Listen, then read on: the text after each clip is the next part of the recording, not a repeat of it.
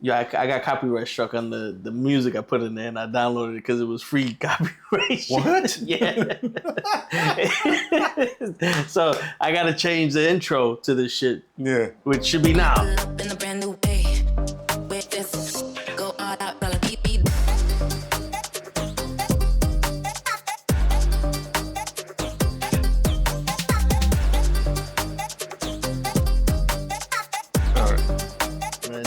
I want to see how that comes out. Okay. If it comes out good or not. But anyway, this is the fucking motherfucker. All right, there you go. What's going on, guys? It's your boy Toe Tags, Lay in the building. We're here to respond to some of your comments. That's right, we read the comments, and we are going to respond to them. First off, Courtney says, hey, fam. So what's up, Courtney? How you doing? What's on, Courtney? Yeah, and then Taquan, he wrote us a book. Yeah. Yeah, and this is what made us want to do this video to respond to you, because you wrote us a book, and I'm not a bibliographer or whatever the fuck the people are called. What? What are you aiming for there? I don't write people's stories. Oh, you're not an author. Yes, or you're not a storyteller. Yes. Yeah, okay. I was like, wait, I didn't. Yeah. You said bibliographer. I was like, that's pretty much where you got all your information from. Yeah. When you're doing a report. See, there you go. Yeah, got it. See, I pull the stone out of the sword and not the sword out of the stone. There you go. Yeah. There you go. But anyway, so Taquan goes, I respect y'all opinions, but I got some counterpoints. Cody Rhodes, he's a star. Great reactions, officially the #1 merch seller of the year. This shows he main event sellout, and I don't know, his match/promo quality is consistent. So I understand why he's in this position. Jay is cool, but to me, Jay is a moment. I know he's not a long-term champion if he would have won the title. Seth Rollins, y'all gave credit to his ring work, but his character work, regardless of personal feelings, is over with the crowd. And the whole Becky thing is overblown because I argue the past year or so, he's been more relevant than hers. Yes, he's #2, but he's an established pillar in this current roster. The white savior talk is interesting though, and brought up a lot of things I've wondered in the past. Great vid. He has another comment, but you want to dissect that one first? So the first one is the Cody thing. You said Cody is top guy. How can you be the top guy if the top storyline isn't you? When Roman was there, it was all about Roman, especially on SmackDown, even kind of spilled over to Raw because people were still talking about him. Like he said, they had that loser bracket. He beat everybody. They put that title over there, and everybody that he beat was over there. Everybody. So you can't tell me you're the top guy, and the moment you come out, everybody's saying, yo, we want Roman, or thank you, Roman. You're not the important guy. The guy that just left is the important guy. He wasn't even gone that damn long. You know what I'm saying? You can't be that guy. It's not happening. And then on top of it is, your storyline isn't the storyline. It's third, like I said before, to the Bloodline, and then Damian Priest, Rhea, and Judgment Day. Then there's Cody. And he has never had a consistent storyline. He's had these, I'm never going to call AJ Styles a filler feud. I'll never do that to AJ. But he's had these feuds that are just one and done. You said he's a long-term champ, yet he hasn't had a long-term storyline. He came back, was given all the love and help from the machine. Jay wasn't. Jay got over organically. He came over to Raw by himself, and the crowd just reacted to Jay. Now, Cody's promo work, what you said before, that he can build storyline by promo work. That's bullshit. I've never, ever seen him do that. Maybe once in AEW, maybe once, but the piece is already built in for him to do it. Cody's things are passionate, coherent, which is good, but I said that before, if I'm going to go with anybody to build a story, like build a whole rivalry or a whole feud with a thing, I don't like him, but I have to go with The Miz. He's done it time and time and again. He's built a whole feud on the mic. And what work is no good, but, humble opinion, but when it comes to that mic, there's almost second to none because he can work like nobody's business, you know what I'm saying? So you say Jay wasn't going to be a long-term champ. Meanwhile, his popularity has stayed long-term. He is over. You talking about Cody being over, he's over. The moment he comes out, that crowd is ready to do that handshake that he does. You know what I'm saying? They bop into it. They got their phones out. The fireflies are out. So what you're telling me is you're favoring a white savior. I'm not saying you in general, but people are. It's because that's what everybody's conditioned to do. When you got the white baby face, everybody gets hyped. You can't have a man that looks like me. You know what I'm saying? Even though Preach was getting himself over, Jay's doing it. Official. Jay's legit. The Bloodline storyline didn't get interesting until Jay said yes. Until Roman said yeet to Jay. They're like, all right, now we got the OG going on. Sammy was a great ad, everybody. But once again, Jay's over organically. The machine pushed Cody so much, and you know what I'm talking about. And I will argue that Seth Rollins is only over because of his song. Yeah, it's funny. Seth is, once again, if you're not seeing what I'm telling you about Shinsuke and Seth, the comparison. Shinsuke, when he came, had the song, has the charisma, has everything, and the man can speak English, but it's not as fluently as Seth's. But it was, like he said, it's literally his song. His promo work, if you legit hear his promo work, you sit back and go, what? It's not, he hasn't evolved like Mox. He hasn't evolved like Roman. He's literally still the same Seth from the Shield, yet just disguised in his wife's clothing. And when you're talking about him being bigger than Becky, that's a lie.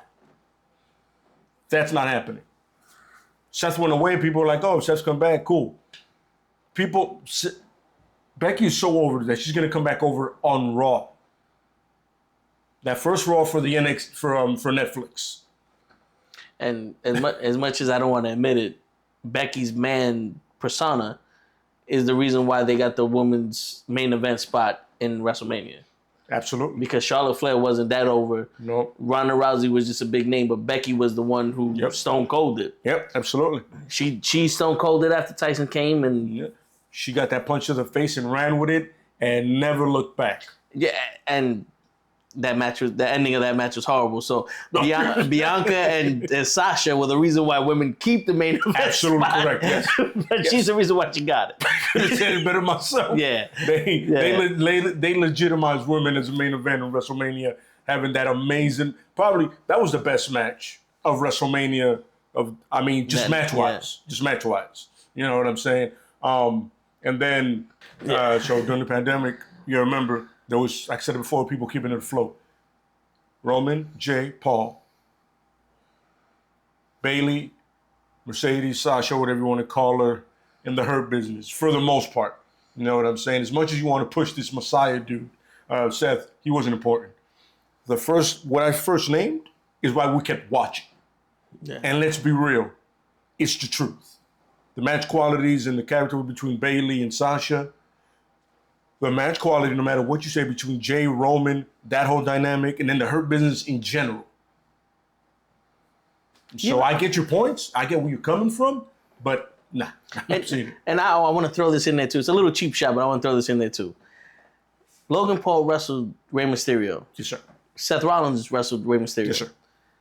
Logan Paul caught Rey Mysterio, where Rey already said that he didn't save him, but he caught him in that moonsault. Yeah. And Seth popped out Rey Mysterio's eye. The only thing people talk about is Logan catching Rey Mysterio. Yeah. I still think about the time when Bret Hart shoved Jerry the King Lawler's rotten foot in his mouth. Oh my God! And no one says anything about Rey's eye getting popped out. Nope. And that was Seth's shit. So I don't think he can build the story like that. No. It has to be the other half that does it for him. Yeah. You know what I mean? I give it right now, the thing they had going with Bronson Reed, it was mostly Bronson Reed absolutely obliterating him. And props to Seth for, giving a new guy, putting him over. But then again, you really didn't put him over because he lost like 8 times. Yeah. I mean, 6 tsunamis is great, but if it doesn't lead to a pinfall win, the fuck does it matter? Yeah. it's just, you decimated him. Not going to win. Yeah, you can destroy a lot of people, but if you get no wins, what the fuck is the point? Yeah, you took him out for 2 weeks. And exactly. You gave him a vacation. Wasn't long enough, you know what I'm saying? Yeah. But one more thing, just to touch on Logan Shits, that guy. My favorite thing is when he works with anybody, he's supposed to get the rub. Didn't work for anybody. He worked with Ricochet, didn't do anything for him. He worked with I forgot the other amount of people. The men's was already over. LA Knight is LA Knight, clearly. Yeah, but that United States title took a dive after. Yeah, you know what I'm saying? And the funny thing is, you have the balls to put it. People like to talk about part-timers. You put it on a YouTuber celebrity. Yeah, good job, guys. Oh, and you guys want to talk about consistently defending the titles with Roman. How many times has Cody defended the title on a pay-per-view? This, like right now, War Games, officially, he's not on the card. For Survivor Series, so I'm just saying. You guys talking about... remember, if a guy's there too much, then the title isn't important. Unless it's like the IC title, the Workhorse title, the US title. That makes sense. There's a reason you're the champ. You got to come to me. Yeah. I don't got to come to you. And that's a problem AEW has. The champ is challenging people. I'm like, that shit don't make no sense. Nigga, I'm the champ. Yeah. You come to me. I don't have to challenge anybody. Earn your spot to me. I'm just saying. You know what I mean? Like I said, the feuds haven't been sustained. They haven't been long. This is probably the longest feud he's had with Kevin Owens and Randy Orton, I think. It's a three-way dance kind of deal, right? Yeah. It's kind of weird, right?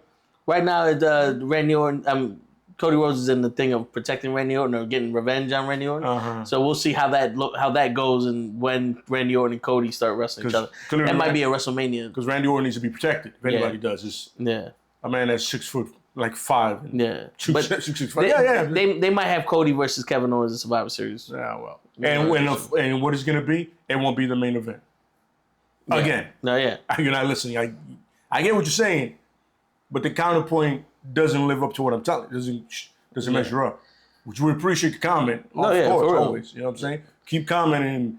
This is the fun thing about wrestling fans. And what we see is not what you see. Absolutely. So that's what we say. We tell you what we see. Absolutely. You know what I'm saying? You know what I'm saying? Another comment from him is also a great point about it takes time to become a full package. There's a reason why some of these so-called great workers don't make it to the next level. Guys like Malenko were in the spot where they fit in. And then I also hate how unprotected finishers are nowadays. Canadian destroyers are like candy now. No, that... that's a great point. Between the Canadian destroyer and the super kick. Yeah. It's like, at this point, the only person that can do super kick and a believable to finish has to be Shawn Michaels. That's it. After that, so like, you have 6 super kicks within a span of 2 minutes. Yeah. And I know some people like calling people spot monkeys and all that shit and spot marks. But the point is, some matches are like that. You're gonna, once you see the two guys, you know the match you're getting. There's no denying that. Yeah. If I see Will Ospreay and Ricochet, I'm gonna go, well, I know where this is going. Yeah. I know what we're doing tonight.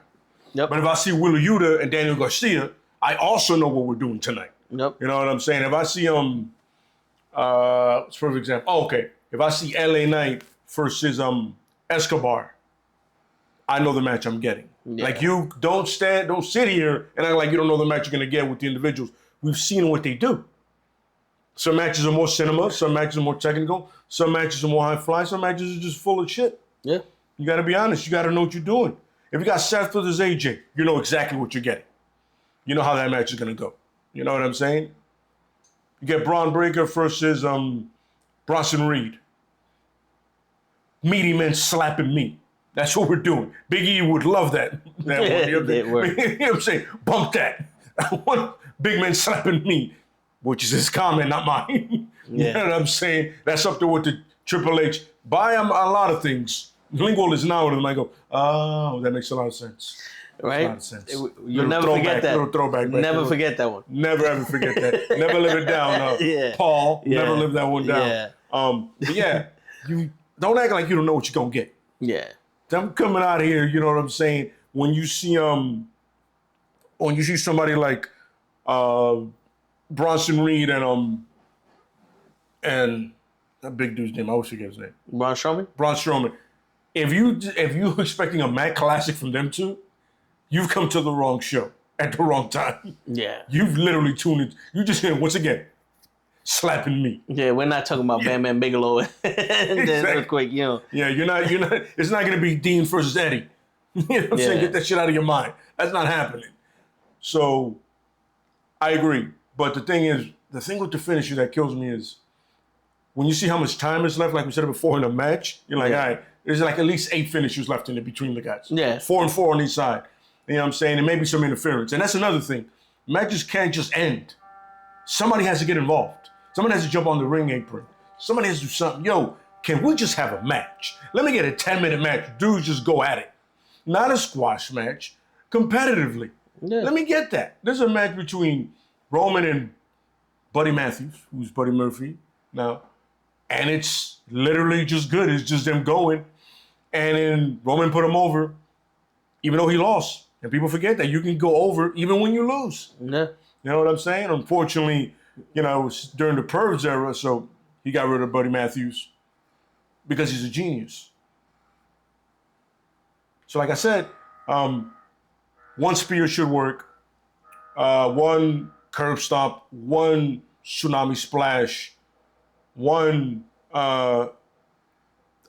Samoan dive from one of the Usos. Yeah. One should work. One Samoan spike.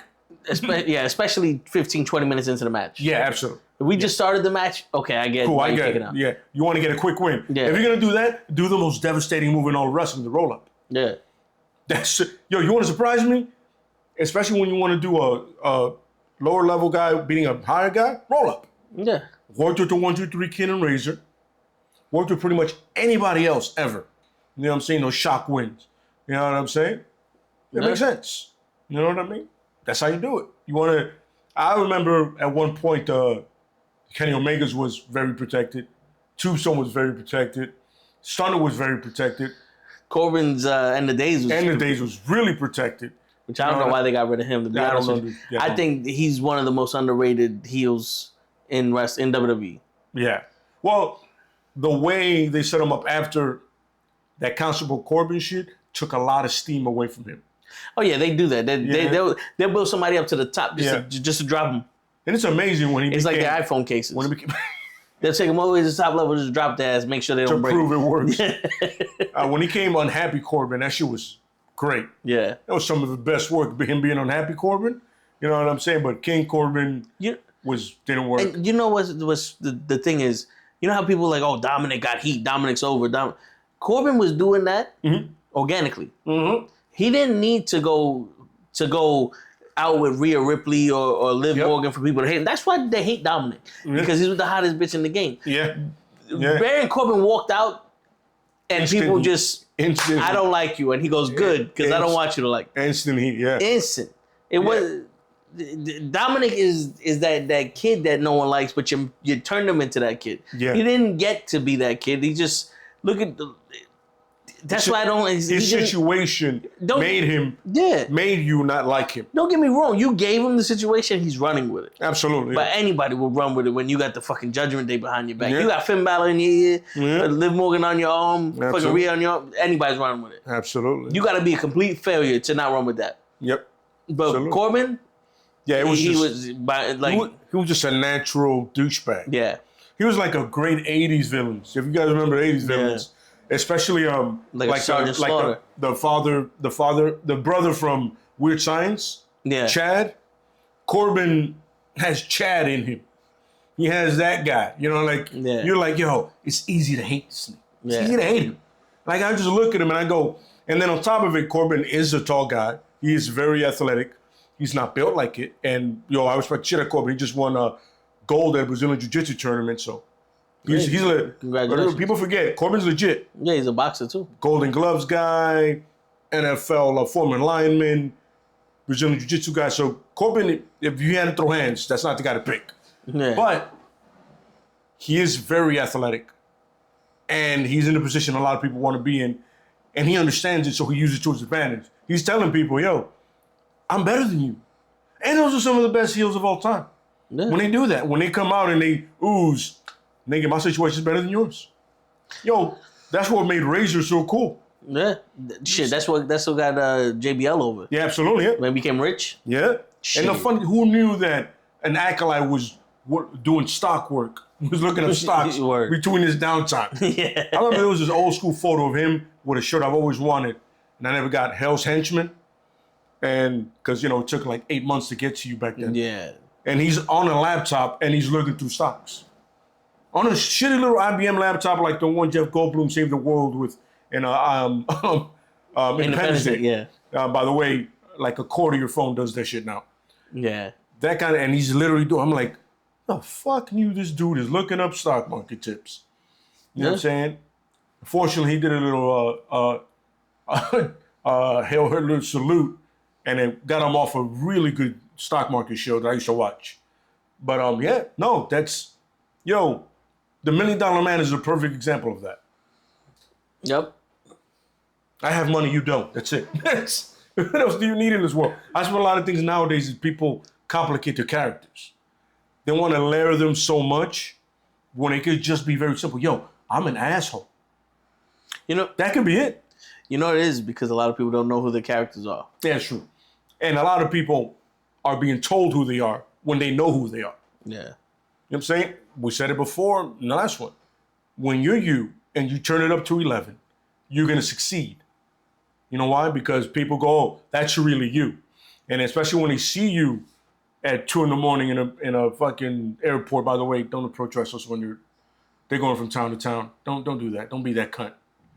Don't have them sign like 800 things. Yeah, that's the problem. You guys take advantage of nice people like Rey Mysterio, and then when someone like Seth tells you to fuck off, you get upset. Yo, I just wrestled. I'm trying to get to this other place to try to eat some shitty food and some some gas station. Dude, let me have a moment. I don't know. I'm gonna give you one of these, and maybe a picture if you're cool, but. Yeah, but some of them are so persistent. Yeah, because I ain't never gonna see your ass. I'm not hunting for you. If you're hunting for these people, fuck you. Yeah, you guys have to have the New Yorker mindset. We see celebrities all the time and be like, "Oh, look who it is." Yeah, and keep it hustling. I've done it so many times. Yeah, like, oh, look, keep it moving. Yeah, you know what I'm saying. But but that aspect, it's when you're you, it's easier. You know what I mean? And some people feel like, oh, I don't have the charisma. You don't need charisma if it's just you being you. It will come naturally. That won't even be charisma a lot of times. It's just, this is who I am. Shit, Santino Marella worked because he's a funny motherfucker. Absolutely. Yeah. Shit. Yeah. Funny ass dude, and then look how long it works for him. Word. I mean, when you make Kozlov passable and funny, Kozlov had the charisma of a paperweight, but Santino pulled it out of him. Word. Shit, but yo, that's it for responding to the comments. Tune into the next Toe Talk. We're going to be talking about Ricochet and Will Ospreay because I got some shit that I want to ask Lay about. But peace, everybody.